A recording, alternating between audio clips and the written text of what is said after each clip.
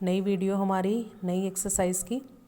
Exercise है हमारी 16.2। सबसे पहले इंट्रोडक्शन करेंगे स्टूडेंट्स। इस एक्सरसाइज का इंट्रोडक्शन बहुत सिंपल है।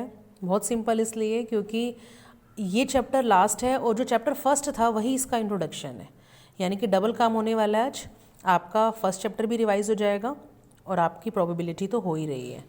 तो इस चैप्टर में 16.2 एक्सरसाइज जो आप आज कर रहे हो उसके रिकॉल के लिए आप जो सेट्स आपने किए थे उनको एक बार फिर से माइंड में लेकर आइए। जैसे आपने यूनियन किया था, इंटरसेक्शन किया था, दो सेट्स को आपस में माइनस किया, a minus B, b minus A, या फिर आपने डिसजॉइंट सेट्स लिए या आपने उसका नोट किया यानी कॉम्प्लीमेंट लिया, या आपने इंटरसेक्शन लेने के बाद कॉम्प्लीमेंट किया, या बहुत सारे आपने सेट्स में अलग अलग तरह के एल्जेब्रिक एक्सप्रेशंस लिए थे, बहुत अलग अलग तरह के। तो उन सबको आप अपने माइंड में रखिएगा तो ये आपके लिए बहुत सिंपल हो जाएगा ये वाला टॉपिक जो हम आज करेंगे।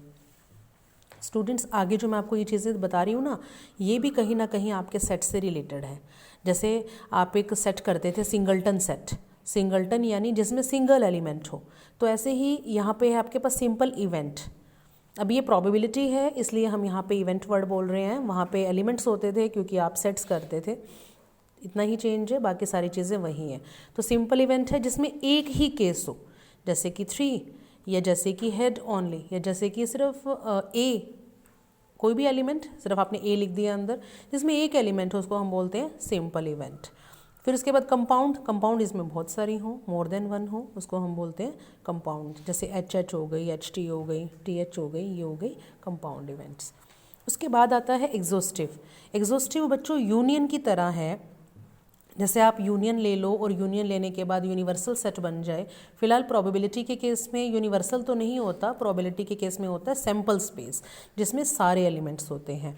तो एग्जॉस्टिव इवेंट क्या होती हैं? जब दो या दो से ज़्यादा इवेंट्स मिलकर सैम्पल स्पेस बना दे, या फिर उनका यूनियन जो आप अगर आप ले रहे हो तो यूनियन मिल के आपका यूनिवर्सल सेट या सैम्पल स्पेस बन जाए, तो उसे हम बोलते हैं एग्जॉस्टिव इवेंट। जैसे कोई भी इवेंट हमने ले ली ओड नंबर की, मान लो हमने एक डाइस ली और उस पर ओड नंबर आता है, ये इवेंट ई है। एफ इवेंट है अगर उस पर इवन नंबर आता है, और आप इन दोनों का यूनियन ले लोगे तो क्या आएगा?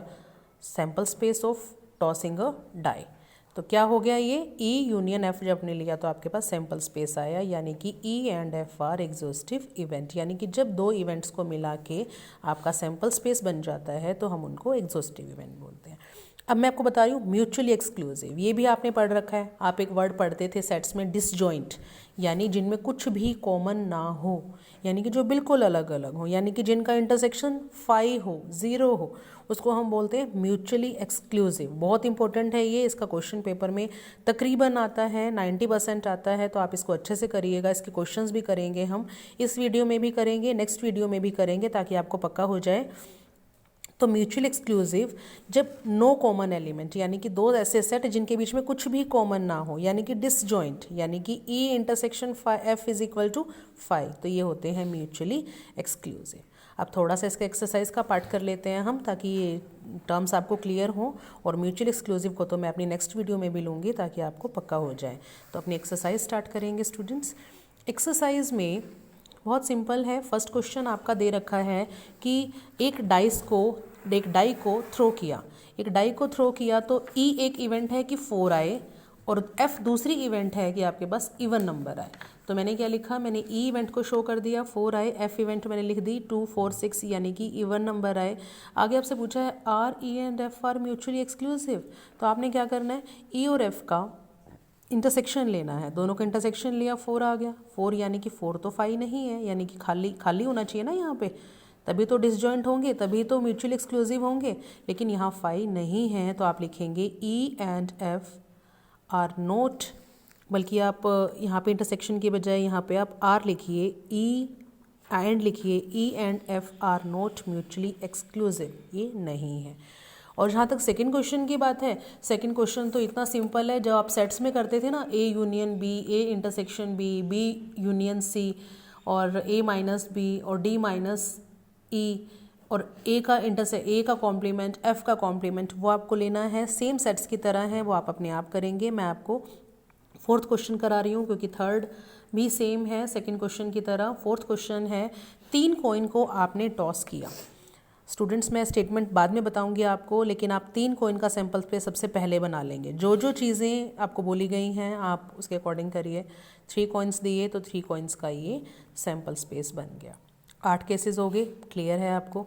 अब हमारे क्वेश्चन में दे रखा है A is the event, fourth question में A is the event, A event दे रखी है जब 3 हेड आते हैं, तो 3 हेड का केस मैंने लिख दिया। बी क्या है, बी एक इवेंट है जब 2 हेड और 1 टेल आता है, तो मैंने क्या किया, 2 हेड और 1 टेल लिख दिया।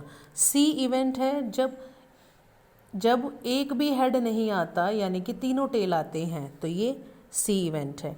डी इवेंट है, डी आपको दे रखा है a head shows on the first coin, यानी कि देखो फर्स्ट कॉइन यानी कि फर्स्ट कॉइन पे हेड आए, इस पे इस पे इस पे और ये इस पे, आपने ये छांट लेने हैं, ये चारों केस आप यहाँ लिख लेंगे।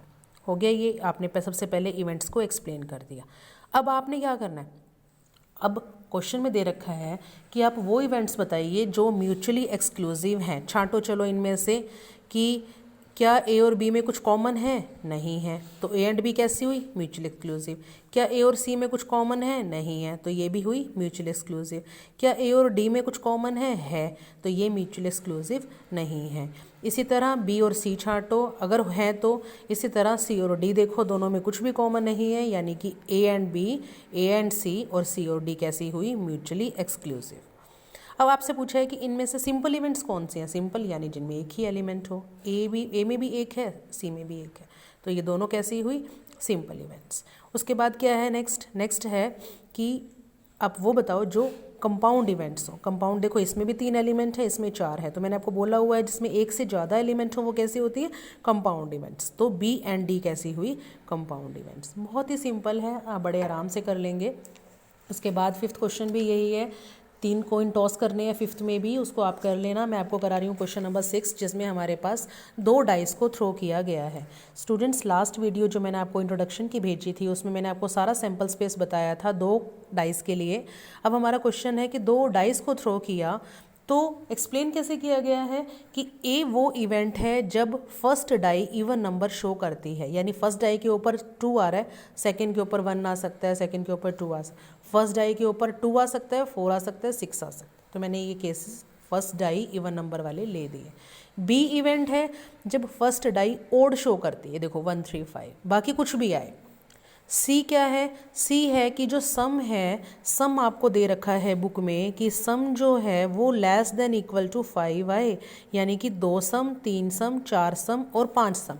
सम 2 आ सकता है, 3 आ सकता है, 4 आ सकता है, 5 आ सकता है। ये मैंने उनके केसेस लिख दिए अप टू 5 सम्स के।